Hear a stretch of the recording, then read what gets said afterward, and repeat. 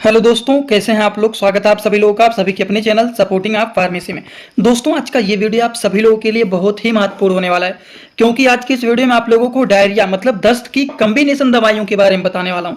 और यहाँ पर आप लोगों को अलग अलग प्रकार के कॉम्बिनेशन के बारे में बताऊंगा, जैसे कि according to the patient condition. अगर किसी को केवल डायरिया हुआ है तो डायरिया के कंडीशन में किस तरह के किन किन दवाइयों को मिक्स करके दे सकते हैं। डायरिया के साथ साथ पेट में ऐंठन, पेट में दर्द हो रहा है, तब उस कंडीशन में किस तरह के मेडिसिन को दिया जाता है। अगर मान लीजिए बहुत ज्यादा स्टूल पास हो गया है, शरीर में डिहाइड्रेशन हो गया है, तब उस कंडीशन में क्या करना है, वो सारी की सारी बात आप लोगों को यहाँ पर एक ही वीडियो में पूरा डिटेल बताने वाला हूँ। तो आज का वीडियो बहुत ही महत्वपूर्ण है सारे मेडिकल स्टूडेंट के लिए। वीडियो को पूरा देखना। अगर किसी को कुछ समझ में ना आए तो कमेंट बॉक्स में जरूर बताइएगा। तो चलिए बिना देर किए वीडियो को हम लोग शुरू करते हैं। लेकिन स्टार्ट करने से पहले एक महत्वपूर्ण सूचना ये है कि सपोर्टिंग ऑफ फार्मेसी के इस चैनल पर ये वीडियो बनाया जाता है केवल और केवल मेडिकल स्टूडेंट के नॉलेज को इंक्रीज करने के लिए। तो कोई भी दवा अपने से ना इस्तेमाल करें बिना डॉक्टर के सलाह के। सबसे पहले अगर हम बात करें कि ये डायरिया होता क्या है, देखिए डायरिया को हिंदी भाषा में दस्त बोलते हैं। अगर हम डायरिया को सिंपली डिफाइन करें तो डायरिया एक ऐसा कंडीशन होता है जिसमें पेशेंट स्टूल पास करता है, स्टूल लिक्विड के फॉर्मेट में हो जाता है, एकदम लूज हो जाता है, जो कि दिन भर में 2 से 3 बार स्टूल पास, 3 से 4 बार स्टूल पास करने जा रहा है। तो उस कंडीशन में उस चीज़ों को डायरिया बोला जाता है। समझ गए, हिंदी भाषा में भी लिखा गया है। जो लोग इसको पढ़ना चाहते हैं वीडियो को रोक करके पढ़ सकते हैं। अब हम बात करें कि डायरिया होने का कारण क्या होता है, लोगों को डायरिया क्यों हो जाता है। डायरिया होने के बहुत सारे कारण होते हैं। सिंपली ये छोटी छोटी बातें जानना बहुत ही जरूरी होता है, जो कि आप लोगों को जानकारी रहना चाहिए। देखिए डायरिया होने के कारण की बात करें, बहुत सारे कारण होते हैं। सबसे पहला कारण होता है बैक्टीरियल इन्फेक्शन के कारण, या फिर आपने कुछ मेडिसिन खाया, जैसे कॉन्स्टिपेशन का मेडिसिन हाई डोज में खा लिया, तो उस कंडीशन में डायरिया का भी सिम्टम देखा जा सकता है। या फिर रेडिएशन थेरेपी के कारण भी देखा जा सकता है। या फिर मान लीजिए आपने कुछ खाया, उसकी वजह से एलर्जी हो गया, या फिर आपने कोई अनहेल्दी फूड खा लिया, या फिर आपको इंफेक्शन हो गया टॉक्सिन या फिर अदर ऑर्गेन्स के कारण। तो कोई भी कारण हो सकता है जिसकी वजह से पेशेंट को डायरिया हो सकता है। तो डायरिया होने के एक दो कारण नहीं, बहुत सारे कारण होते हैं। समझ में आ गया आप लोगों को। अब हम बात करें डायरिया होने पर क्या क्या लक्षण देखे जाते हैं। डायरिया होने पर जब बहुत ज्यादा स्टूल पास होने लगता है, सारे लिक्विड बाहर निकलने लगते हैं, तो शरीर में एकदम कमजोरी जैसे महसूस होने लगता है, और इसके कारण वेट लॉस भी हो जाता है, शरीर का वजन भी कम होने लगता है। और क्या लक्षण देखे जाते हैं, फीवर का कंडीशन मतलब बुखार जैसा महसूस होने लगता है, बुखार भी हो जाता है।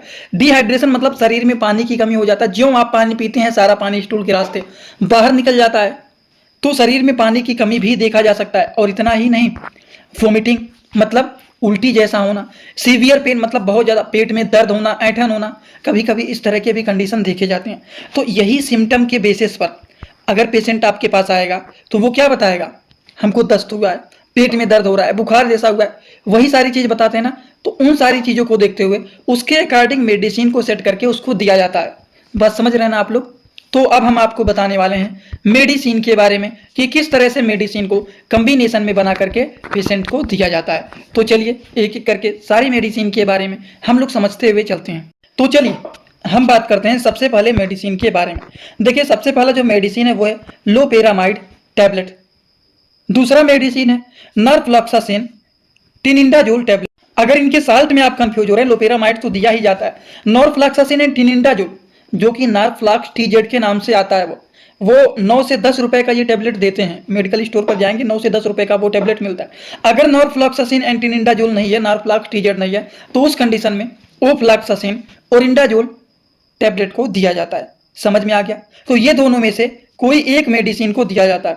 उसके बाद ड्रोटावेरिन एंड मेफेनेमिक एसिड, ये क्या होता है, ड्रोटावेरिन एंड मेफेनेमिक एसिड जो होता है, ये मेफ्टाल स्पास के नाम से आप देखेंगे एक मेडिसिन आता है। वो पेट में दर्द हो रहा है, पेट में ऐंठन हो रहा है, तब उस कंडीशन में इस तरह के मेडिसिन को दिया जाता है। या फिर अगर ये नहीं है तो डाइसाइक्लोमाइन पीसीएम को दे दिया जाता है, जिसमें डाइक्लोफिनेक एंड पैरासीटामॉल भी होते हैं। वो क्या करता है, दर्द के साथ साथ फीवर को भी ये ठीक करने का काम करता है।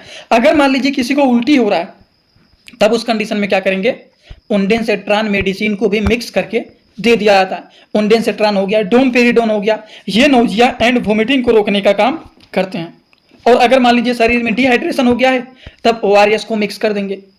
समझ में आ रहा है ना आप लोगों को, एकदम अच्छे से सिंपली आपको देखिए यहाँ पर मैं बताने की कोशिश कर रहा हूँ कि अगर किसी को डायरिया का कंडीशन हो गया है तब क्या करेंगे, उसको लोपेरामाइड दे देंगे, नॉरफ्लॉक्स टीजेड दे देंगे, अगर मान लीजिए आपके पास कोई एंजाइम का टेबलेट है तो उसको भी आप मिक्स कर सकते हैं और उसी के साथ साथ एक गैस की दवा दे देंगे। लेकिन अगर मान लीजिए उसको डायरिया के साथ साथ स्टमक पेन भी हो रहा है, पेट में दर्द, पेट में ऐंठन जैसा हो रहा है, तब किस तरह के मेडिसिन को आप देंगे? तब उस कंडीशन में लोपेरामाइड, नार्प्लाक्स, टीजेड, उसके बाद मेफ्टालिस्पास और उसी के साथ एक गैस के मेडिसिन को मिक्स करके दे देंगे। बात समझ गए?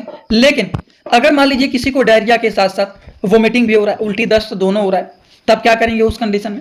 उस कंडीशन में आप देंगे लोपेरामाइड के साथ साथ आप नार्प्लाक्स, टीजेड दे सकते हैं और उसी के साथ साथ ओंडेंसेट्रान और उसी के साथ आप एक गैस की दवा मिक्स कर देंगे। समझ गए? ये है डायरिया एंड वोमिटिंग को रोकने के लिए। ओंडेंसेट्रान या फिर डोमपेरिडोन अगर दे देंगे तो वो उल्टी को रोकने का काम करते हैं और लोपेरामाइड, नार्प्लाक्स, टीजेड जो है ये डायरिया को रोकने का काम करते हैं और उसी में गैस की भी दवा को मिक्स कर देंगे।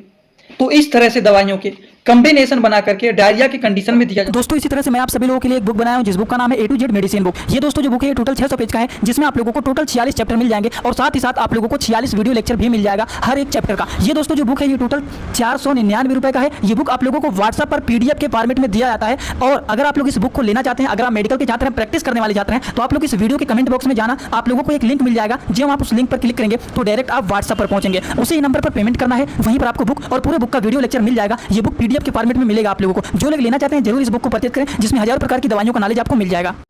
बात समझ रहे हैं? डायरिया में कुछ लोग अपने सिम्टम को बताते हैं, कुछ नहीं सब बताएंगे। अगर मान लीजिए उनको दस्त के साथ साथ पेट में दर्द और ऐंठन हो रहा है, तब कौन से मेडिसिन को देना है? केवल डायरिया हुआ है तब कौन से मेडिसिन को देंगे? डायरिया के साथ साथ वोमिटिंग भी हो रहा है तब किस तरह से मेडिसिन को देंगे? वो सारी चीजों के बारे में आप लोगों को मैं यहाँ पर बताया हूँ। जैसे कि अब आपको यहाँ पर भी बता सकता हूँ, अगर किसी को केवल डायरिया हुआ है तो लोपेरामाइड, टिंजाजोल और गैस की दवा मिक्स करके दे सकते हैं और इसी के साथ एंजाइम भी आप दे सकते हैं जिससे डाइजेशन ठीक रहे। ठीक। और हम बात करें कि अगर मान लीजिए किसी को पेट में दर्द और ऐंठन जैसा हो रहा है, तब उस कंडीशन में आप लोपेरामाइड, नार्प्लाक्स, टीजेड और मेफ्टालिस्पास ये 3 तरह के मेडिसिन को दे देंगे आप। अगर मान लीजिए उसको क्या हो रहा है, डायरिया के साथ साथ वोमिटिंग का भी लक्षण दिख रहा है, उल्टी भी दिख रहा है, तो नार्प्लाक्सेन, लोपेरामाइड ये दोनों मेडिसिन हो गया और उसी के साथ साथ ओंडेंसेट्रान और एक गैस की दवा को मिक्स कर देंगे। अगर मान लीजिए बहुत ज़्यादा वोमिटिंग हो गया है, शरीर में डिहाइड्रेशन हो गया है, तो ORS को भी मिक्स करके दे देंगे। ORS को पानी में डाल करके पी लेंगे जिससे शरीर में डिहाइड्रेशन ठीक हो जाए, पानी की कमी दूर हो जाए। अब आपको बताने वाला हूँ, इन दवाइयों को थोड़ा सा दिखा देता हूँ। जैसे कि ये हो गया लोपेरामाइड, ये हो गया नार्प्लाक्स, टीजेड, ओफ्लॉक्सासिन। अगर मान लीजिए नार्प्लाक्स, टीजेड नहीं है तो उस कंडीशन में आप ओफ्लॉक्सासिन और इंडाजोल को दे सकते हैं, जो कि जेनफ्लॉक्स OZ के नाम से आता है। ORS को तो जान ही रहे हैं, जो कि पानी में घोल बना करके इसको पिया जाता है, जिससे शरीर में डिहाइड्रेशन ठीक हो जाता है, पानी की कमी ठीक हो जाता है। ड्रोटिनियम हो गया ये, ड्रोटावेरिन और मेफिनेमिक एसिड। ठीक।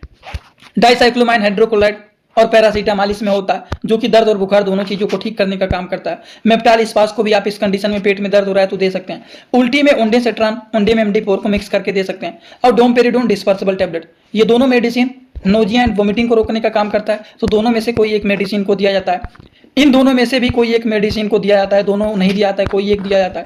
ठीक। तो इस तरह से मेडिसिन के कॉम्बिनेशन को बना करके दिया जाता है। लेकिन अगर मान लीजिए इन डायरिया में एसिडिटी को कंट्रोल करने के लिए, देखिए जब मैं कॉम्बिनेशन आपको बताया हूं तो एसिडिटी अगर मान लीजिए होता भी है तब किस तरह के मेडिसिन को मिक्स करेंगे वो चीज मैंने पहले ही बता दिया। तो डायरिया में एसिडिटी को कंट्रोल करने के लिए अगर मेडिसिन कोई दे रहे हैं तो पेंटाप्राजोल, ओमेप्राजोल, रेबिप्राजोल या फिर सिंपल अगर कम से कम सस्ते से सस्ते दवा को मिक्स करना है तो इसी लायक 150 mg या फिर 300 mg मेडिसिन आता है, उसको आप मिक्स करके दे सकते हैं। बात समझ गए? इसमें तो डाउट नहीं होगा आप लोगों को। इन दवाइयों के देखिए लास्ट में प्राजोल, प्राजोल, ओमेप्राजोल है। ठीक। प्राजोल आता है, वो सारी दवाइयाँ गैस की दवाइयाँ होती है। तो फार्मूला आप लोगों को मैं बताया हूँ पहले, शायद ही कोई ऐसा होगा जिनको नहीं पता होगा। ये देखिए है रेसिड्रोटिल कैप्सूल, जो कि ये जिडोट के नाम से पॉपुलर होता है। ये क्या होता है, ये इंटेस्टाइन में वाटर के एब्जॉर्प्शन को बढ़ाता है, जिससे क्या होता है जो डायरिया का कंडीशन होता है वो ठीक हो जाता है। ठीक। तो इन चीज़ों के लिए जिडोट मेडिसिन को भी मिक्स करके दिया जाता है कभी कभी। अगर हम इनके डोज के बारे में बात करें, according to the patient condition दिन भर में 1 से 2 बार इस टैबलेट का यूज किया जाता है। हम बात करते हैं अगर मान लीजिए की कंडीशन खराब है, इंजेक्टेबल टैबलेट का यूज करें तो एंटीबायोटिक इंजेक्शन को भी मिक्स करके दे दिया जाता है। जैसे कि ड्रिप में बात करें तो सिप्रोफ्लॉक्सासिन, मेट्रोजिल का आता है, एमिकासिन एंटीबायोटिक, जेंटामाइसिन एंटीबायोटिक आता है। तो इस तरह के एंटीबायोटिक को ड्रिप में लगा करके भी दिया जा सकता है। हम बात करें अगर मान लीजिए बहुत ज़्यादा पेट में दर्द हो रहा है, बहुत ज़्यादा उल्टी हो रहा है, तब उस कंडीशन में क्या करेंगे, तो पेट दर्द को ठीक करने के लिए डाइसाइक्लोमाइन का इंजेक्शन आता है, मेफ्टालिस्पास के नाम से पॉपुलर होता है।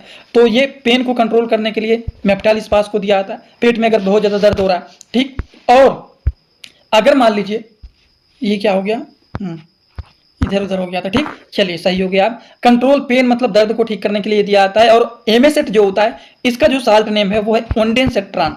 तो ओंडेनसेट्रान का क्या काम होता है, नोजिया एंड वोमिटिंग को रोकना, तो जी मचलाना, उल्टी आना, उन सारे कंडीशन में एमेसेट इंजेक्शन का यूज किया जाता है। अब हम आपको एक बात और बताना चाहता हूं कि अगर मान लीजिए बहुत ज़्यादा वोमिटिंग हो गया है या फिर मान लीजिए बहुत ज़्यादा डायरिया हो गया है, शरीर में डिहाइड्रेशन हो गया है, पानी की कमी हो गया है, और इस कंडीशन में देखा जाता है कि ब्लड प्रेशर भी लो हो जाता है, तो सबसे पहले पेशेंट के ब्लड प्रेशर को मेजर करना है।